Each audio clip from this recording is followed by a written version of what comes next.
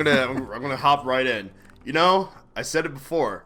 Blumhouse disappointed me with Fantasy Island, and I was like, man, I don't know what Blumhouse is doing anymore. And then they roped me back in, man. We got Invisible Man, directed by Leigh Whannel. I realized I had been pronouncing it wrong for years. It's not Leigh Whannel, it's Leigh Whannel. He's known for directing my favorite movie, 2018, Upgrade, but also he's the writer of the Saw franchise. Saw writer and creator. He also did the Insidious movies. He directed the last two, Insidious 3 and Insidious 4, The Last Key. This is his fourth time directing, and I guess we gotta back it up a bit. So we start with the invention of the Dooku, the Dark Universe Cinematic Universe, where Universal got together and said, hey guys, we have all these horror creatures and monsters, these famous creatures, and Marvel's doing their thing over there, so how about we make our own cinematic universe? And it's all the idiots there said, yes, this is a good idea. This is a thing? This was a thing, yes. Oh. This is why The Mummy happened.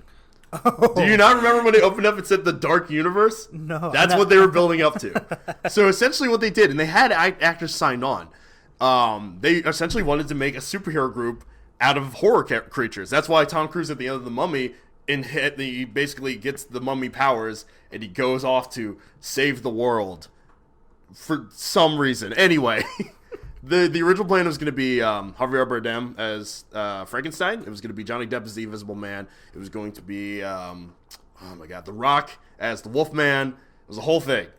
And it just did not work because nobody saw The Mummy. The Mummy made money, but everybody hated it, and it didn't make Marvel money. Mummy money. It didn't make Mummy money. Definitely not the original Mummy. No, it didn't even top that. So, that being said, they were like, okay, we screwed up. Nobody likes this. What do we do? And actually, I want to shout out Red Letter Media because they actually called it. They said what they need to do is scale it back. They need to do the Blumhouse method, which is you make low-budget horror movies based around these characters. And basically, people are going to be excited about it because of the genuine horror. Thus, they called Blumhouse, and Blumhouse was like, yeah, we can make an Invisible Man movie. And so The Invisible Man is born, starring Elizabeth Moss, Aldous Hodge.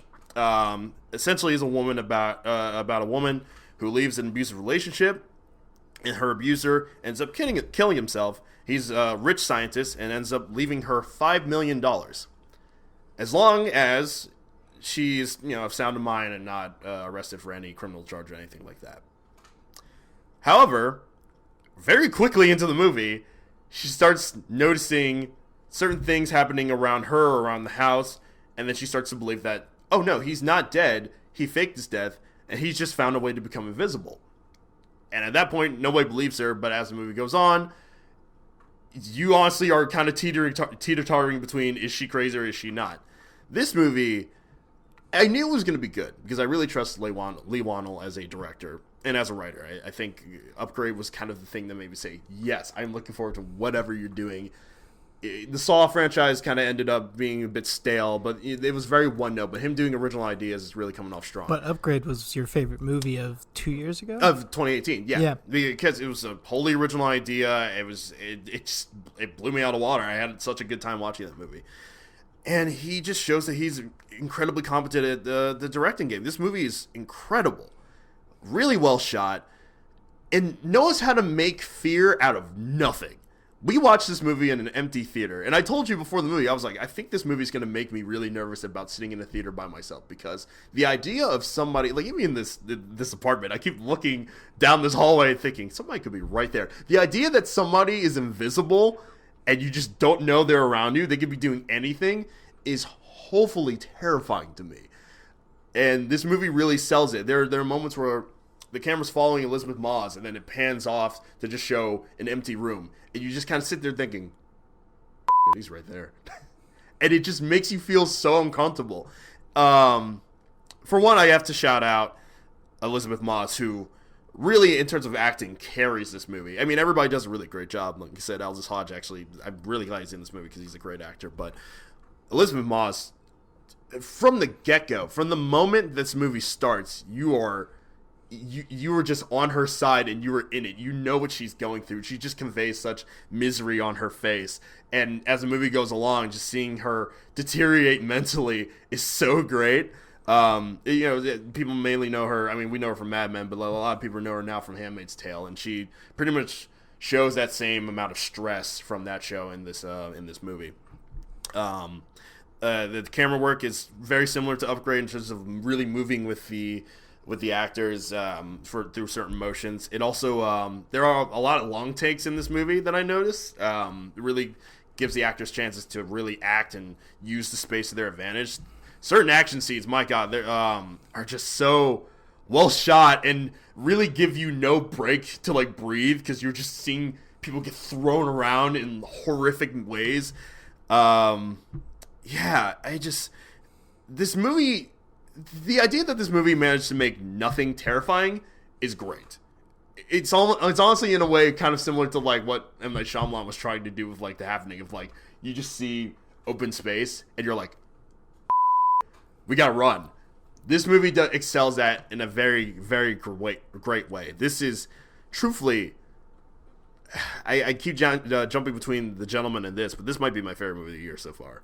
So what do you give it? I give it a 5 out of 5, dude. Wow. I dig this movie a lot. So you were talking earlier about I saw it with him, and I like to think that I was there to protect you. Oh, absolutely. Yes. Do you want to tell them what I did before the movie? Oh my God. Okay, yeah. So this movie, like I said, the concept of this movie really got in my head, and so I went up into the projector to start the movie, and I'm like, just do my own thing, getting the movie ready, yada yada. I walk out, and Luke previously had been sitting in his seat. I walk out, and he's just gone. And I was like, don't do this to me right now. So I walk around the theater. I'm just like creeping around because I know, I'm like, he's hiding. He has to be hiding. He's just trying to freak me out. And then sure enough, you just walked around the corner like, yeah, I was getting water. Yeah, I literally just was getting a refill. But something about you and this movie got my head. And actually, speaking of which, it's funny because you said it beforehand. It's like, don't do anything to me to freak me out. And I didn't mean to, but like inadvertently, I left because we have recliners. I left the recliner. Oh yeah, that's right. Yeah, I forgot you did that too. You let the recliner out. I was just like, don't do this to me. I don't like this at all. And actually, speaking of which, my parents were in Trinidad this past week, and my dad has an Amazon or Alexa tablet. And apparently you can connect the tablet to your Amazon Dot or whatever it's called at home. So even from Trinidad, he could still talk in my house.